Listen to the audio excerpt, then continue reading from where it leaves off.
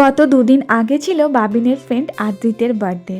তো ওর জন্য খেলনা কেনার জন্য দোকানে গিয়েছিলাম। ওখানে গিয়ে খেলনা খুব একটা পছন্দ হলো না, তাই ওর জন্য একটা স্টাডি টেবিল নিয়েছিলাম, যেটা ওর কাজেও লাগবে। গিফট নিয়ে সোজা চলে এসেছি আদ্রিতের বাড়িতে। আর এই যে এসে দেখো সবাই মিলে লাফাঝাপা শুরু করে দিয়েছে। এখানে বাবিনের যতগুলো ফ্রেন্ড রয়েছে প্রত্যেকের বাড়ি কিন্তু আমাদের বাড়ি থেকে বেশ অনেকটাই দূরে, তাই দেখা হওয়ার জায়গাটুকু হচ্ছে শুধুমাত্র স্কুল আর ড্রয়িং ক্লাস। কিন্তু ওখানে তো শুধুমাত্র দেখাই হয়।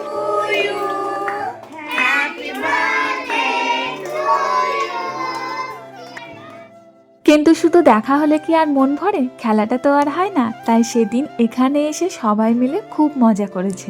তো ওদের এই চেঁচামেচি আর লাফাঝাপাতে আদ্রিদের ফ্ল্যাটের আশেপাশে লোকেদের অবস্থা মনে হয় খারাপ হয়ে গিয়েছিল। যাই হোক, কেক কাটার পর্ব আর খেলাধুলার পর্ব মিটে গেলেও খাওয়া দাওয়ার পর্ব কিন্তু এখনো মেটেনি।